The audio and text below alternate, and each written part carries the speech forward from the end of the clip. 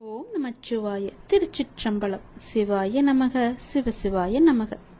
உன் கடந்த கால வாழ்க்கையை நினைத்து நீ ரொம்பவே வருத்தப்பட்டு கொண்டிருக்கின்றாய். கடந்த காலம் கடந்ததாகவே இருக்கட்டும். இனி வரும் காலம் உனக்கு தித்திப்பாய் மாறப்போகிறது. நான் இருக்கின்றேன், பயம் கொள்ளாதே. எத்தனையோ கடினமான பாதைகளை நீ கடந்து வந்திருக்கின்றாய். இப்போதாவது நமக்கு ஒரு நல்ல விடுவு கிடைக்காதா என்று காத்து கொண்டிருக்கின்றாய். வருடங்கள் பல ஓடி போனாலும் உன் பிரார்த்தனைகள் தவமாயின. அந்த தவத்திற்கு பலனை தர நான் வந்திருக்கின்றேன். நல்ல பலனது. நீ ஆசைப்பட்டு கேட்டதை உனக்கு நான் தரப்போகின்றேன்.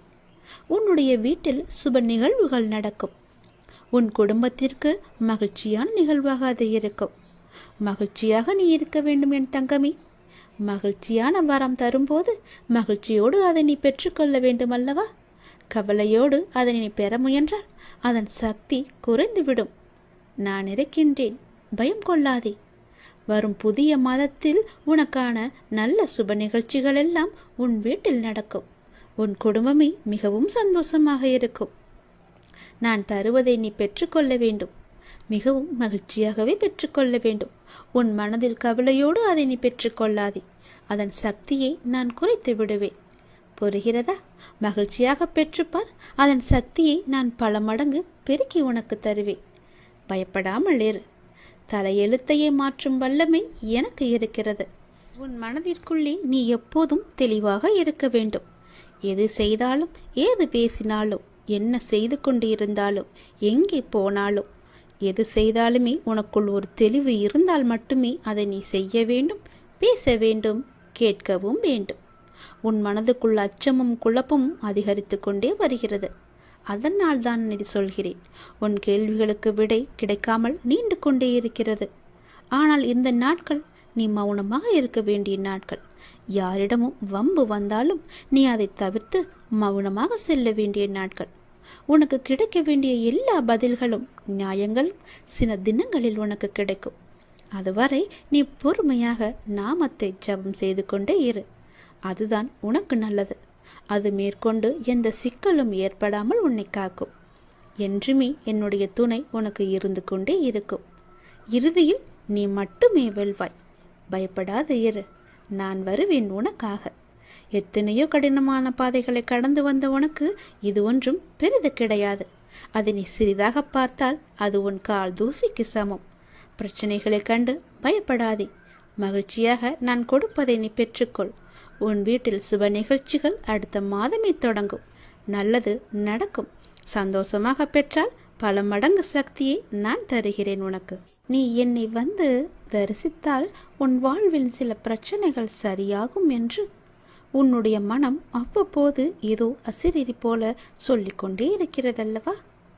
அதனால் உன் மனம் அதையே ஏங்கிக் கொண்டிருக்கிறது. என்னை எப்படியாவது பார்த்துவிட வேண்டும் என்ற ஆசை உன் மனதிற்குள்ளே வந்து விட்டது.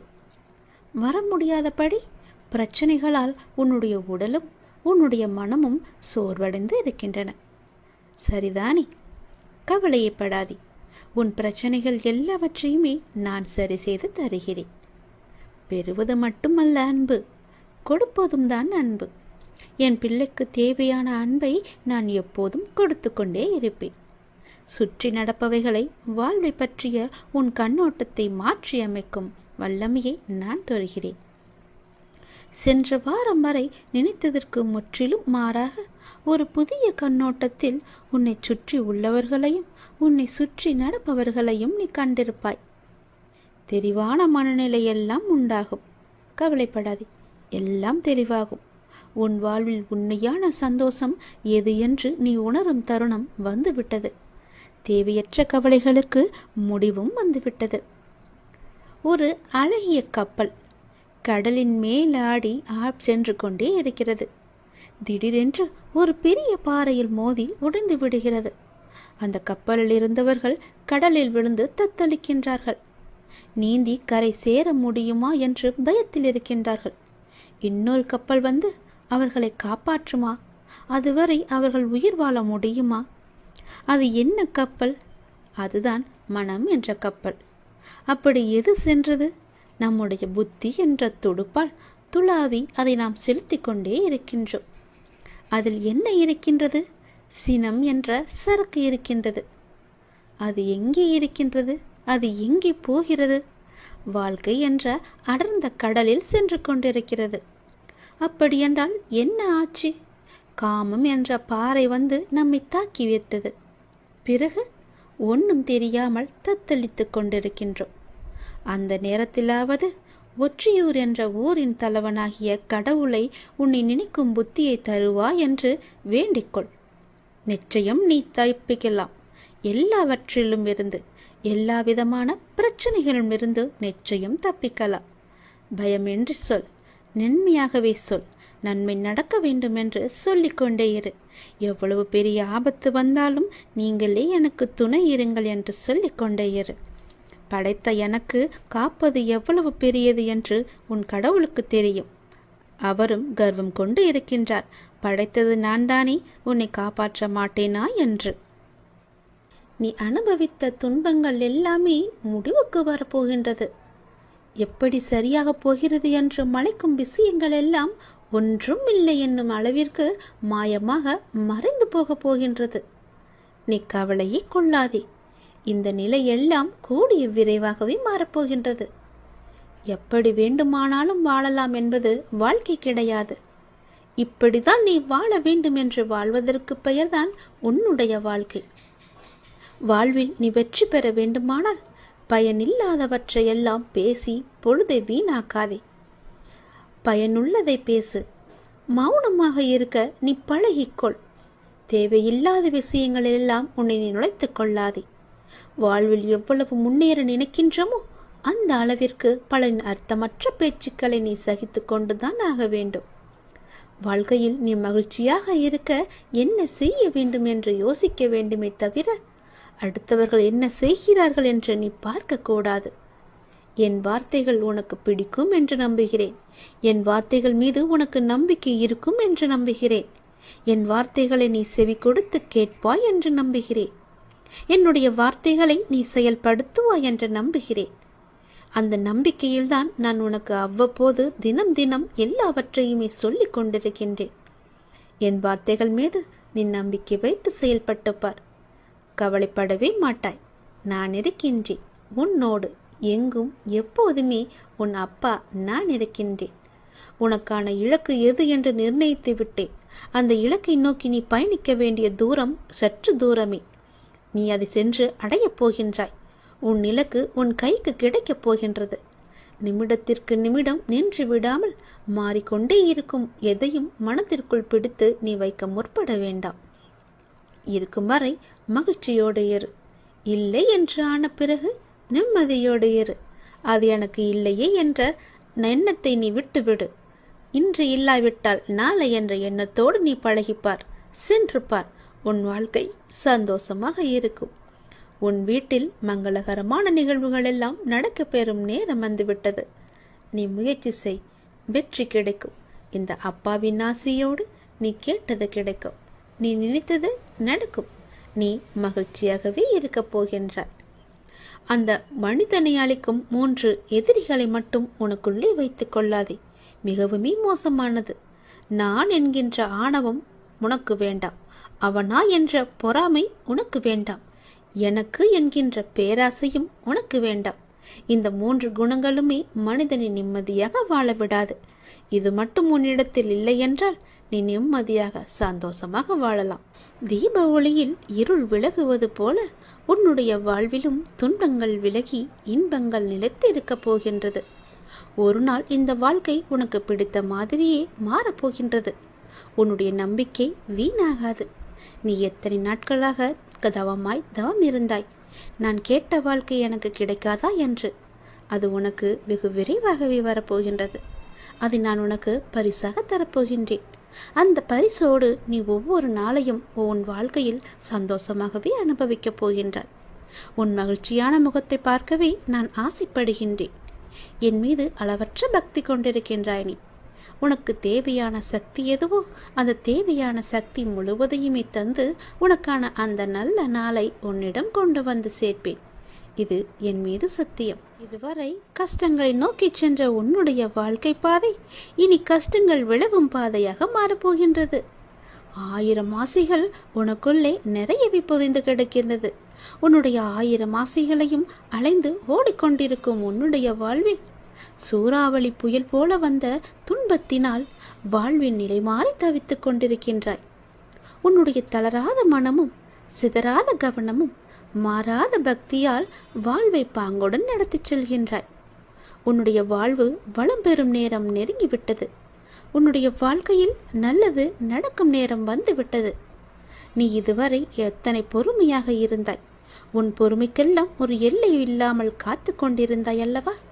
உன் பொறுமைக்கான எல்லையும் வந்துவிட்டது. நீ கேட்டதற்கான பலனும் கைகூடி வந்துவிட்டது. நீ எதிர்பார்த்தது எல்லாமே இனி ஒன்றன் பின் ஒன்றாக உனக்கு நடக்கப் போகிறது என் தங்கமே. உன்னுடைய வாழ்வில் விளக்கு ஏற்றிவிட்டேன். தீப ஒளியில் இருள், உன்னுடைய இருள் எல்லாமே விலகப் போகின்றது. உன்னுடைய வாழ்க்கையில் உள்ள துன்பங்கள், துயரங்கள், கஷ்டங்கள் எல்லாமே விலகி ஓடப் போகின்றது. இனி உன் வாழ்க்கையில் சந்தோஷம் மட்டுமே நிலைத்து இருக்கப் போகின்றது. தீப ஒளியில் எப்படி பிரகாசமாக இருக்குமோ என்னுடைய முகம், அது போலவே உன்னுடைய வாழ்க்கையும் தீபம் பிரகாசிப்பது போல உன்னுடைய வாழ்க்கையும் பிரகாசமாக இருக்கும். நிச்சயம் உன்னுடைய வாழ்க்கையில் பல நல்லதுகளை நான் ஒன்றன் பின் ஒன்றாக உனக்கு வைத்திருக்கின்றேன். இனி சென்று கொண்டே இரு. நீ போகும் பாதை சரியானதுதான். நீ போகும் பாதை எதுவோ அதில் உனக்கான பல நல்லதுகளை வைத்திருக்கிறேன். நான் தரும் பரிசுகளும் அங்குதான் உனக்காக இருக்கின்றன. உன்னுடைய வாழ்க்கை உனக்கு பிடித்த மாதிரியே சந்தோஷமாகவே இருக்கப் போகிறது. அதை நான் தயார் செய்து வைத்திருக்கின்றேன். விரைவில் அதை உன் கையில் வந்து சேர்ப்பேன். தயாராக இரு. என்னை காணவும் புது வாழ்க்கையில் நீ நுழையவும் உன்னை நீ இப்பொழுதே தயார் செய்து கொள். நான் உன் அருகாமையிலேயே எப்பொழுதும் இருக்கின்றேன். உன்னை பார்த்து கொண்டுதான் இருக்கிறேன். உனக்கு என்ன நடக்கிறது? உன்னுடைய பிரச்சனை என்ன? நீ மகிழ்ச்சியாக இருக்கிறாயா இல்லை துன்பக்கடலில் சிக்கிக் கொண்டு இருக்கிறாயா என்று எல்லாமேவற்றையுமே நான் பார்த்து கொண்டு தான் இருக்கிறேன். நீ எதை பற்றியுமே கவலைப்படாதே. நான் உன்னுடனேயே இருக்கிறேன். தாளிடப்பட்ட கதவுகள் என்னை தடுத்து விட முடியாது. நீர் எங்கு இருந்தாலும் என் நினைவில் வைத்துக்கொள். என் நாமத்தை உச்சரி. உமக்கானதை நீ நிச்சயம் கிடைக்கப் பெறுவாய். இது எனது சத்திய வாக்கு. என் வார்த்தைகள் மீது நம்பிக்கை வைத்து நீ செயல்பட்டு கொண்டு இருக்கிறாய் அல்லவா? பிறகு எதற்காக நீ கவலைப்படுகிறாய்? என்றும் என்றென்றும் உங்களோடு நான் இருந்து கொண்டே இருப்பேன். இப்பொழுதும் இந்த நொடி நான் உன்னுடன் தான் இருக்கிறேன். நீ எங்கு வேண்டுமானாலும் பார். என் ரூபத்தை நீ காணலாம். உனக்கு நல்லது நடந்து கொண்டே இருக்கப் போகிறது. எனது அருளும் ஆசையில் யாரும் ஒன்றுதான். எனது பக்தர்களை பிரித்து பார்க்காதவன் நான். நம்பிக்கை பொறுமையுடன் அமைதி காத்து கொண்டிரு. என் பக்தனுக்கு எல்லாமே சாத்தியமாகும். நல்லதே நடக்கும். எனது அன்பு குழந்தையே, நீங்கள் கடந்து வரும் பயணத்தில் கடைசி நிமிடத்திலும் பொறுமையையும் புத்திசாலித்தனமும் தைரியமும் இருந்தால் எப்படிப்பட்ட துன்பத்தையும் எளிதாக நீங்கள் கடந்து விடலாம். காலச்சக்கரமானது சுழன்று கொண்டே இருக்கிறது. ஒவ்வொரு திருப்பத்திலும் வாழ்க்கையின் போக்கை மாற்றுகிறது.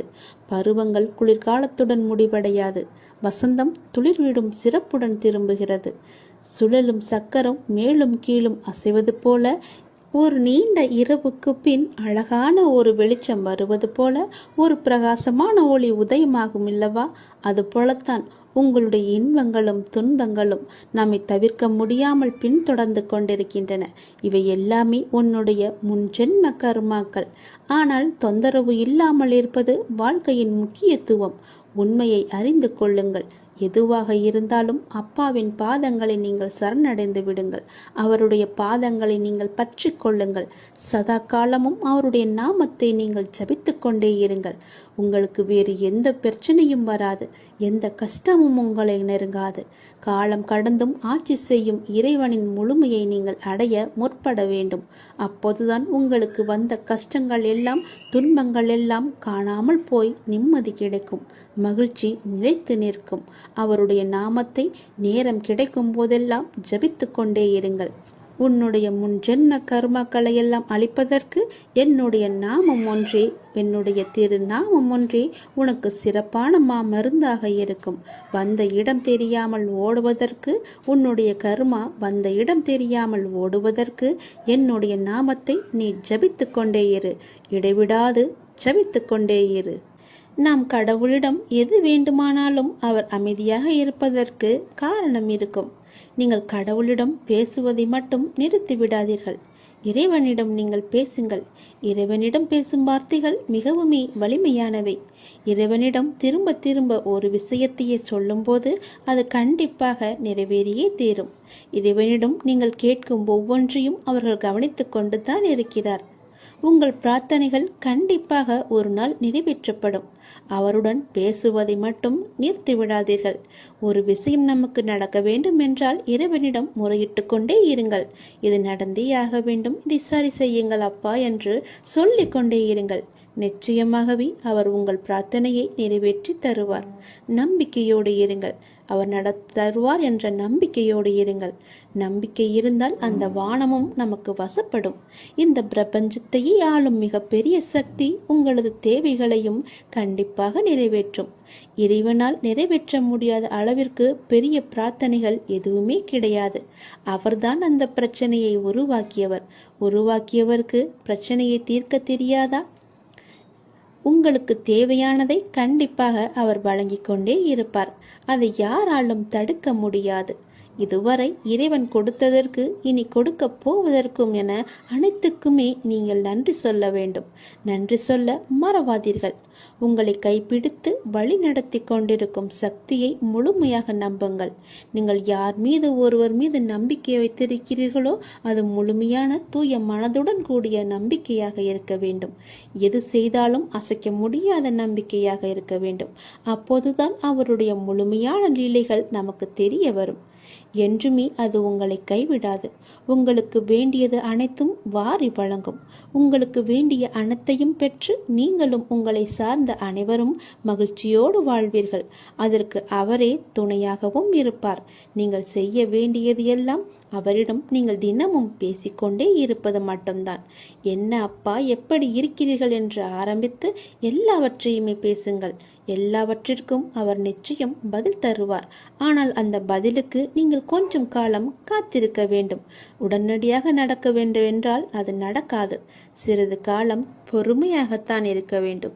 இப்போது நீங்கள் செய்ய வேண்டிய மிக முக்கியமான காரியம் என்னவென்றால், உங்களுக்கான காரியங்கள் நிறைவேறப் போகும் இந்த நாட்களில் மிக பொறுமையாக இருப்பதுதான். நீங்கள் பொறுமையுடனும் நம்பிக்கையோடும் இருப்பதுதான் அவருக்கு நீங்கள் செய்யும் வழிபாடு, தொண்டு என்று கூட வைத்துக் கொள்ளலாம். அவர் உங்களிடம் வேறு எதுவுமே கேட்கவில்லை. நான் உங்களுக்கு செய்து தருகிறேன், அதற்கு பதிலாக நீங்கள் என் மீது நம்பிக்கையும் பொறுமையாக இருங்கள் என்று சொல்கிறார். விரைவாகவே உனக்கு ஒரு நல்ல செய்தியை நான் உனக்கு செவி வழியாக கொடுக்க போகிறேன். அதை கேட்டதும் எனக்காக ஒரே ஒரு தீபம் ஏற்று உன்னுடைய வீட்டில். வானளவில் உள்ள ஆழம்தான் இந்த உலகம். இந்த மேகங்கள் போலத்தான் வாழ்க்கையும். அதில் வாழ்க்கையை நெறிகளுடன் கூடிய வாழ்க்கையாய் பார்த்து வாழ்பவர்கள் மிக குறைவு. என் பிள்ளைகளுக்கு முதலில் நான் பயிற்றுவிப்பது ஒழுக்கமும் நேர்மறையான எண்ணங்களும் தான். அதில்தான் நீ இப்போது இருக்கிறாய். பயிற்சி நடக்கும்போது சில போராட்டங்கள், குழப்பங்கள் எல்லாம் நிகழும். அதை பார்த்து நீ பயப்படாதே. உனக்கு இது நல்லதா கெட்டதா என குழம்பி முடிவுகள் எடுக்க முடியாமல் போகும் தருணம் கூட வரலாம். அப்பொழுதும் நீ பயப்படாதே. அப்படி உனக்கு குழப்பம் வரவில்லை என்றால் அதில் உனக்கு பயிற்சி சரியாக இல்லை என்று அர்த்தம். பயிற்சியில் தோல்விகள், வெற்றிகள் என இரு முனைகள் இருக்கின்றன. அதில் நீ வெற்றிக்காக போராடு. தோல்வி ஏற்படுகிறது என்றால் உன்னுடைய அப்பா உனக்காக பெரிய வெற்றியை வைத்திருக்கிறேன் என்று எண்ணி உன் மனதை நீ சாந்தப்படுத்திக்கொள். தோல்வி எதிர்நோக்குபவர்கள் சாதனையாளர்கள் என்பதை மனதில் வைத்து என்மேல் நம்பிக்கை வைத்து பொறுமையுடன் காத்து கொண்டிரு. விரைவாகவே நீ கேட்ட நல்ல செய்தியை நான் உனக்கு கொடுக்க போகிறேன். அந்த விரைவில் நல்ல செய்தி என் வழியே உன் வீட்டிற்கு வரும். உன் வீடு தேடி வரும். கவலையே படாதே. இனி நீ மகிழ்ச்சியாக இருப்பாய். அந்த செய்தி உன் செவி வந்து சேரும் நேரம் எனக்காக உன் வீட்டில் ஒரே ஒரு தீபம் ஏற்று. உன் தீபத்தின் வழியாக நான் உனக்கு காட்சி தருவேன். உன்னை சுற்றி பார்க்கும் இடமெல்லாம் நானே காட்சி தருவேன். எங்கு பார்த்தாலும் என்னுடைய ரூபமே உனக்கு தெரியும். அதிலிருந்தே நீ தெரிந்து கொள். எனக்கு அப்பனின் அருள் இருக்கிறது என்றும் அப்பன் சொன்னபடியே எல்லாம் நடக்கும் என்றும் உன் மனதை நீ தைரியமாக வைத்துக்கொள். சந்தோஷமாக வைத்துக்கொள். நீ கேட்ட நல்ல செய்திக்கான முதல் அறிகுறி என்னுடைய காட்சித்தான். ஒளியின் ரூபமாக நான் உன் வீட்டிற்கு வருவேன். வந்து உனக்கு காட்சி தருவேன். நீ எங்கு பார்த்தாலும் நான் உன் வீட்டில் முழுவதுமாக இருப்பேன். அப்பொழுது தெரிந்து கொள்ளலாம். நான் கேட்ட நல்ல செய்தியை கொடுக்க என் அப்பா தயாராக இருக்கிறார். அதை பெறுவதற்கு நான் தயாராக இருக்க வேண்டும் என்ற ஆர்வத்தோடு இரு, மகிழ்ச்சியோடு இரு. எல்லாம் எனக்கு தெரியும். நான் பார்த்து கொள்கிறேன். உனக்கானது உன்னிடத்தில் விரைவாகவே வந்து சேரும். அந்த செய்தி வந்து சேரும் நேரம் அதை மட்டும் மறந்து விடாதே. ஒரே ஒரு தீபம் ஏற்று அப்பிறகு பார் உன் வாழ்வு எப்படி இருக்கும் என்று. மிக மகிழ்ச்சியாக ஒளிமயமாக உன் வாழ்வும் இனிக்கும், உன் வீடும் ஜொலிக்கும். இனி எல்லாமே உனக்கு நல்லதே நடக்கும்.